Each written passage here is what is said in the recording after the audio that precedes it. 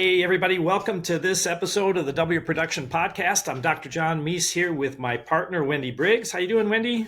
I'm doing amazing, Dr. John.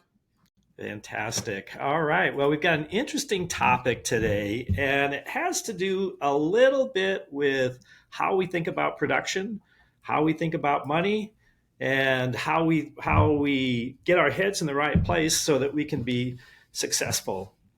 So, shall we start out with? I'm hearing less of this than I used to, and I think because the financial pressure on practices is so much greater now than it used to be. But I used to hear from a lot of dentists that focusing on production was all about greed. Right. And yeah, so let's talk a little bit about that. Yeah, we used to hear it from team members too. In fact, there still is a lot of chatter about that on some of the team channels, right? Both hygiene, office manager. When someone will post a question about our practice has decided to change to this. Does this sound familiar? Is anybody else doing that? And some of the comments inherently are greedy doctors, greed. This is why they're doing it. Instead of really taking a step back and saying, is it the right thing for patients, right? So sometimes it still is somewhat prevalent, although we might be hearing it less than in the past. There still is that, negative connotation that exists sometimes, a mindset that if we focus too much on the production, the staff will think we're greedy, the patients will think we're greedy, and it's a negative thing. I think one of the things that gets people thinking about it being greed is that we measure production in dollars, and really it's a reflection of the amount of care given. And I wish there was a different measure that was meaningful that people would understand, because it is wanting to be as productive as possible, meaning helping as many people and as high a level as we possibly can. Is I think quite noble, yeah. So, but unfortunately, the way we measure it is in dollars, and I think that's where the greed comes in.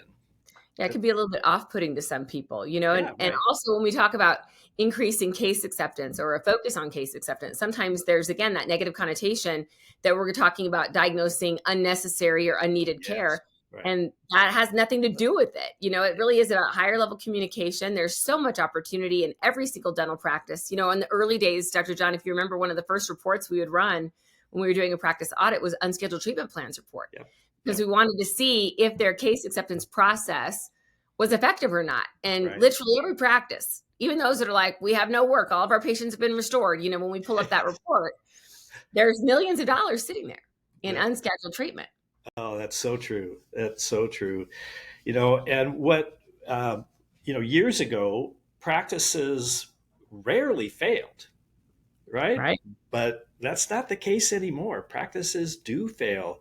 I was in Virginia a couple of weeks ago working with a couple of big group practices, and one of their doctors had been in a practice and the practice had failed. That's how she ended up there.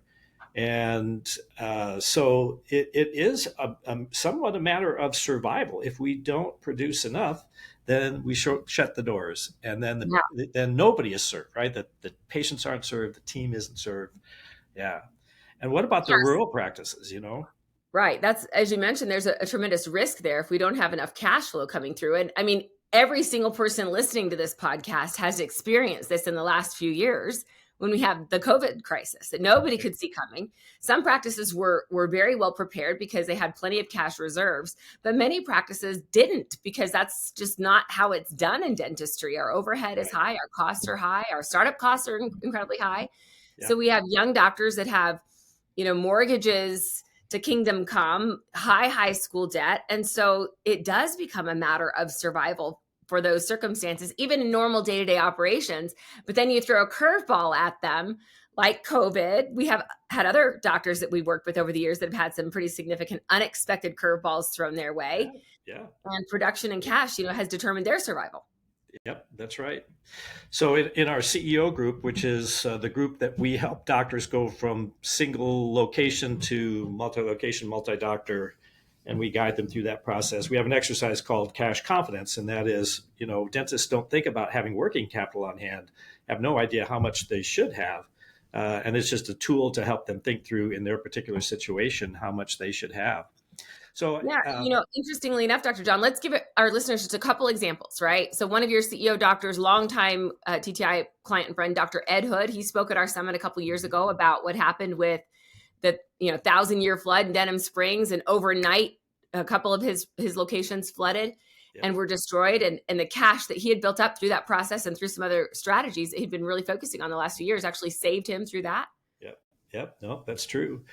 And yeah, gosh, we can go down the list. Dr. Rob Heron had a health issue, uh, and he was able to manage that because of the same thing, same process as making sure that we had adequate working capital.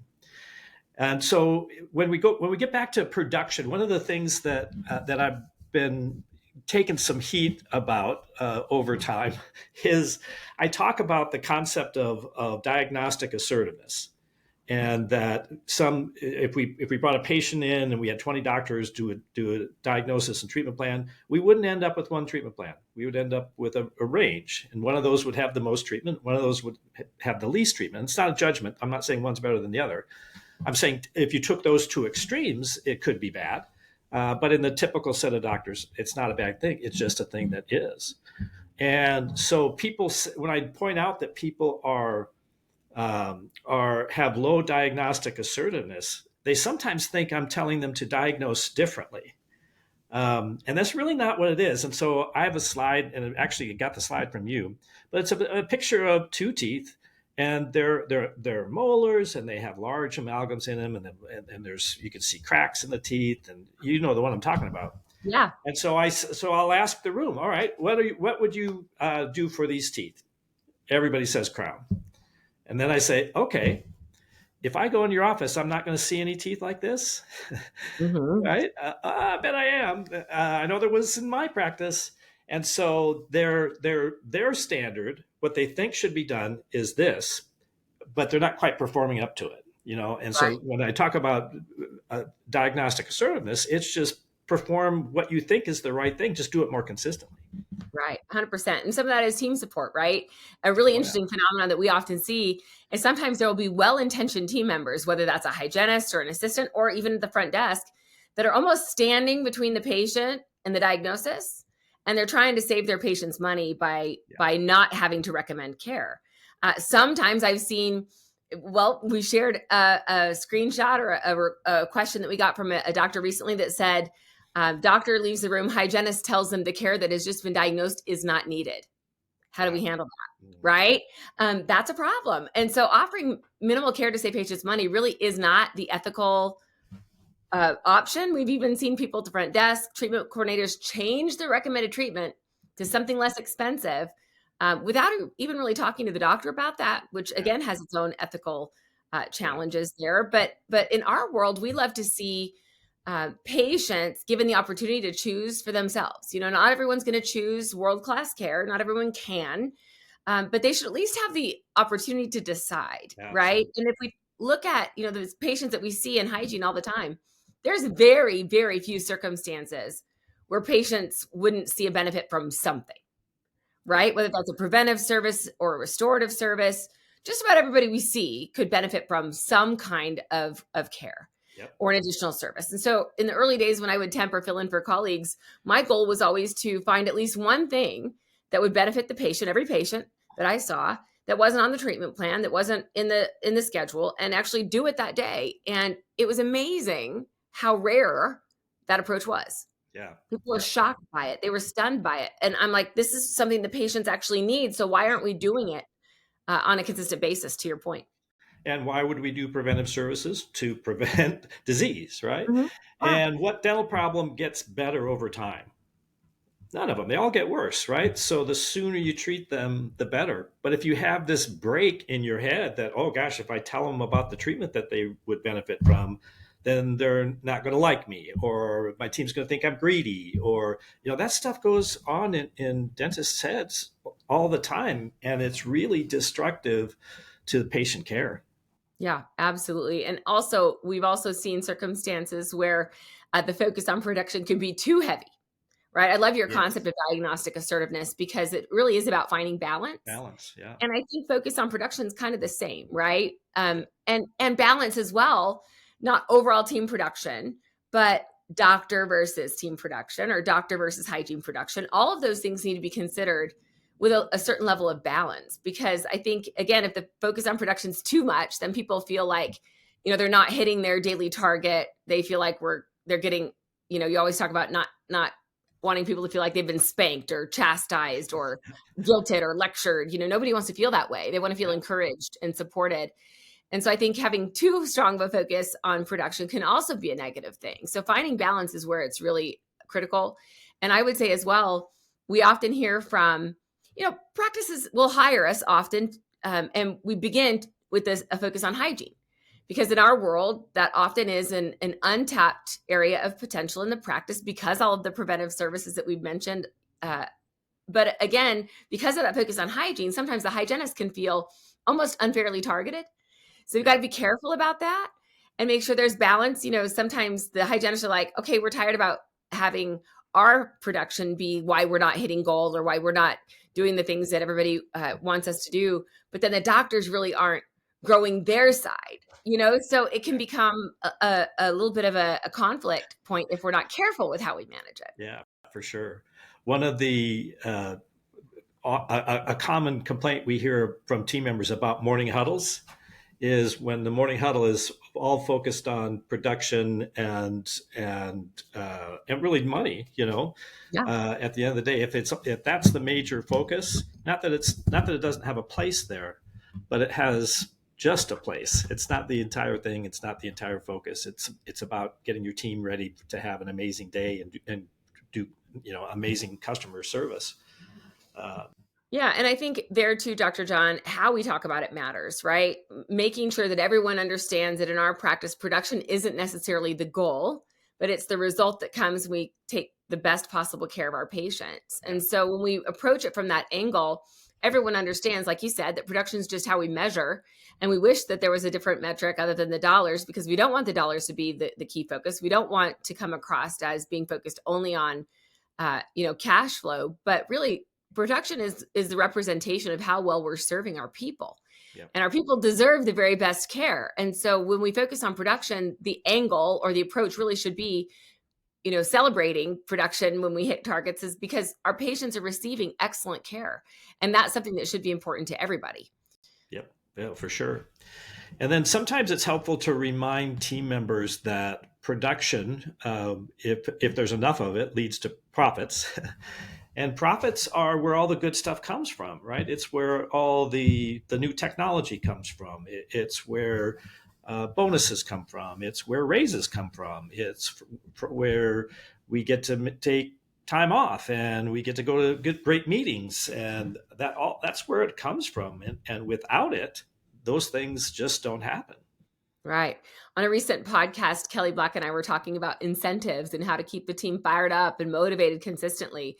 And, production really helps us do that too, right? So they are linked together and inspiring the team. We love a few years back, actually, interestingly enough, during COVID, we had an event planned that was called Reach for the Beach, right? We were going to have our retreat in a tropical location. It actually was supposed to be on a cruise ship, which I guess the universe didn't want us to do that, but it's a good thing we weren't on a cruise ship when that all happened. Because man, I'll tell you what, some of those poor people, those stories were wild. But Yeah. the whole point with that was, okay, what did we do last year? Could we set an ambitious goal and give the team something to reach for? Let's reach for the beach. Let's see if we can earn this amazing CE event on the beach. A lot of our practices will do that with our retreats and things. They'll set a goal and say, hey, if you're able to hit this target, then you can join us when we come to the next TTI growth retreat, because they're really fun meetings. They learn a lot. They take a lot away. And it's a really great opportunity for teams to bond. And so having a target, something like that the team can reach for, we have seen that to be a very effective strategy as well over the years, besides the things like activity bonuses and things that Kelly and I were talking about. Yeah.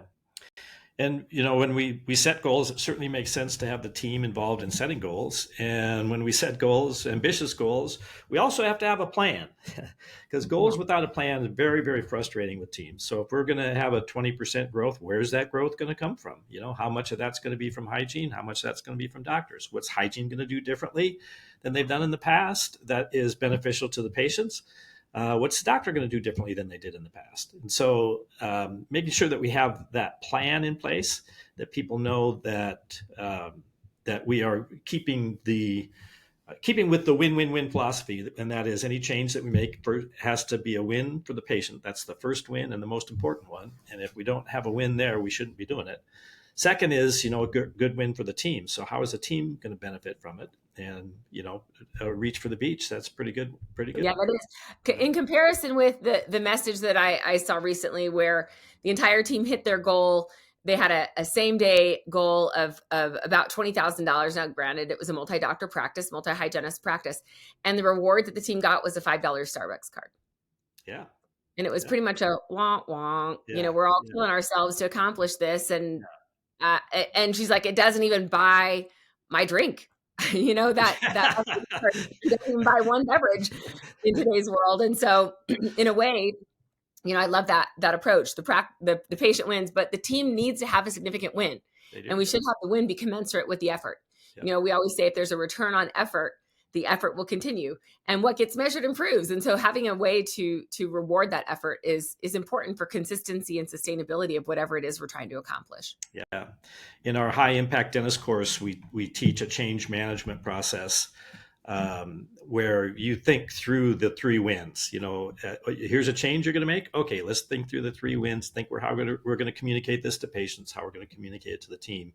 And it's just a very, very good leadership skill to be able to do that and create. When we do that, we are much more likely to have a successful change. Awesome. Well, again, all things production. Production is not always a bad thing, right? That's the thing that we always hear. Production isn't everything, or is it? It can be, but the right approach will really determine your success as you focus on things you can do to serve patients better. That's what it's all about. Yep. A friend of ours walked around a dental meeting not that long ago with a T-shirt that said "People over profits," and without profits, if there's no margin, there's no mission, right? We cease to exist. But putting your patients number one, the number one win. Number 2 win is the team. Putting people over profits is the way to go. All right. Very good. So anything else on the topic? Let's get our heads in the right place. Profits aren't bad. Production isn't bad. It's just taking care of patients. Right. We love it. Go out and have a great week. Yeah, that's right. All right, everybody. That's it for this episode of the Double Your Production podcast. We'll see you next time. Bye-bye.